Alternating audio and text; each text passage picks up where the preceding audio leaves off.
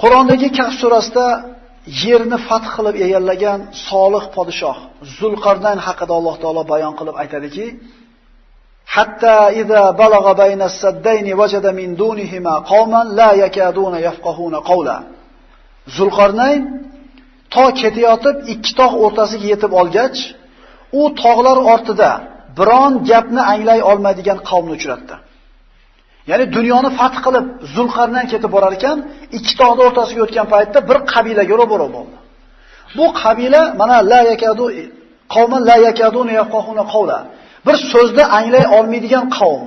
Mufassirlar aytadi, bu qavm shunaqa bir ajib bir lug'atda, ajib bir tilda gaplashardiki, Zulqarnayn tushunmadi ularning tilini.